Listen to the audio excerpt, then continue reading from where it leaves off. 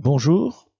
Si vous avez adhéré à la première approche, certes présentée de manière la plus simple dans les 2 premières vidéos, il est temps maintenant d'aborder le traitement. Mais avant cela, précisons 2 points.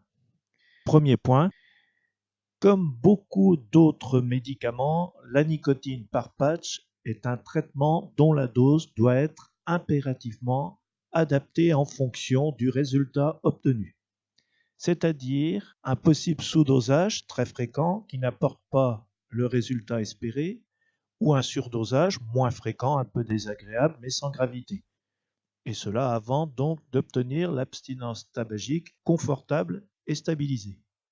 Il n'y a donc aucun intérêt d'utiliser une dose standard de nicotine unique pour tous. Si un professionnel de santé vous prescrit ou vous délivre une boîte de patch sans vous préciser qu'il faudra adapter absolument le dosage en fonction du résultat, c'est qu'il ne connaît pas bien l'usage de ce traitement.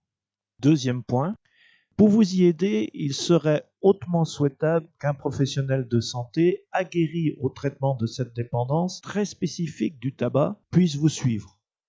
Hélas, ces professionnels sont peu nombreux. Avec un peu de chance, peut-être que votre médecin traitant ou un autre professionnel de santé est partant pour vous accompagner dans ce parcours. Dans ces conditions, nous allons vous présenter toujours aussi simplement que possible dans ce diaporama comment nous pouvons procéder pour vous aider à vous séparer du tabac. Voilà, nous allons rentrer dans le vif du sujet maintenant.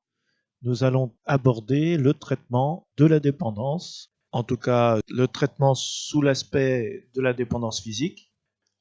N'hésitez pas à consulter le site pour avoir des informations complémentaires.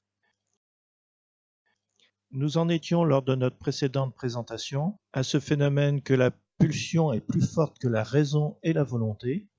Cette pulsion est alimentée par la dépendance physique liée aux substances présentes dans la fumée de tabac, par la dépendance comportementale liée aux habitudes que nous avons de fumer toujours dans les mêmes conditions, et par la dépendance psychologique qui est, en fonction des individus, les rapports de chacun envers le tabac. Actuellement, les autorités de santé valident les traitements suivants: la nicotine, alors par patch, par comprimé, gomme ou autre.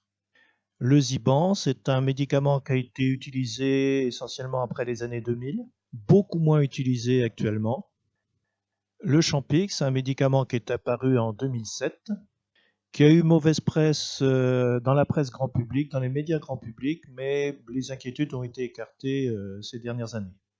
Et enfin, les thérapies comportementales et cognitives, les TCC, qui sont en général utilisées en complément des autres traitements.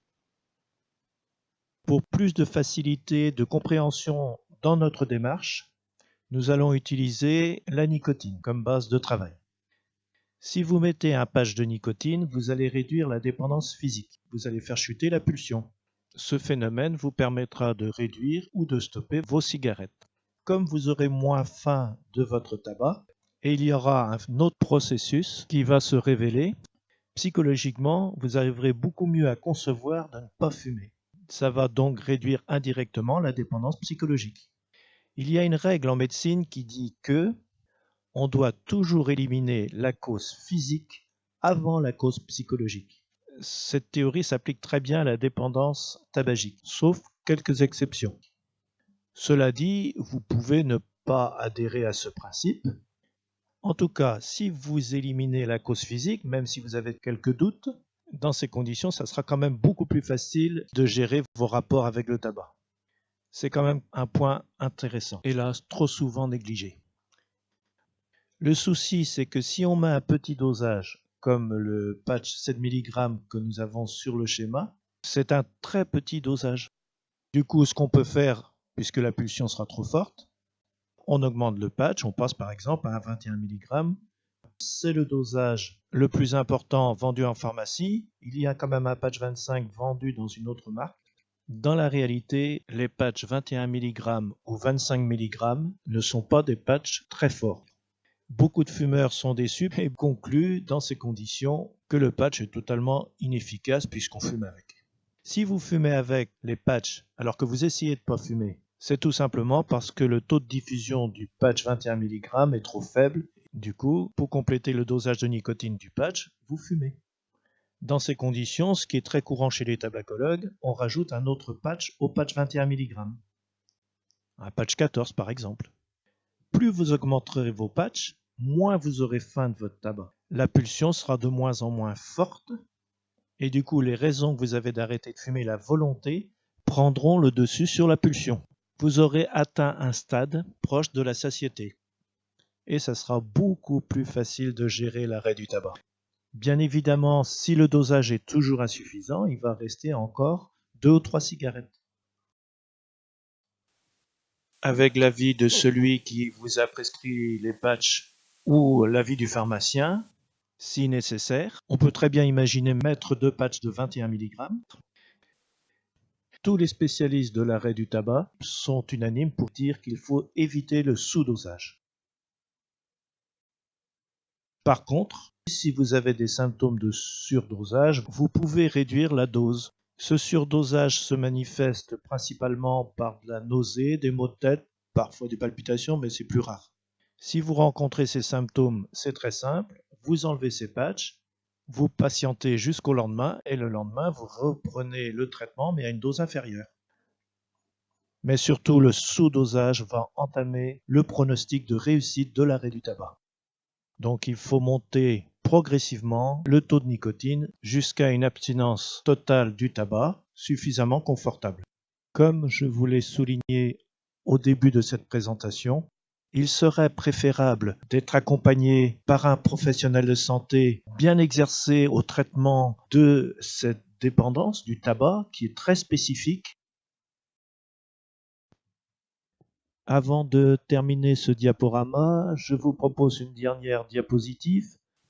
Alors c'est pour vous aider à déterminer le premier dosage et ensuite l'adapter avec le professionnel qui vous prescrit les patchs. Nous nous appuyons pour cela sur le référentiel publié par la Haute Autorité de la Santé et consultable sur Internet, un référentiel pour les médecins. Certains professionnels utilisent le paramètre suivant, 1 mg de nicotine pour une cigarette. C'est-à-dire que si vous fumez 20 cigarettes, vous mettez un patch de 21 mg. S'il vous reste des cigarettes, vous augmentez progressivement de 7 mg en 7 mg jusqu'à obtenir l'abstinence de tabac.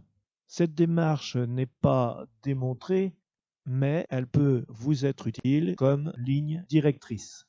Pour les substituts oraux, c'est-à-dire les gommes, les pastilles, l'inhaleur, je vous invite à aller sur le site où vous aurez quelques précisions, des indications, de façon à les utiliser dans les meilleures conditions. Voilà la présentation pour les bases du traitement. Je vous invite toujours à aller sur le site pour avoir des précisions, notamment sur les patchs. Et on revoit tout ça à la prochaine présentation. Merci de votre attention et à bientôt.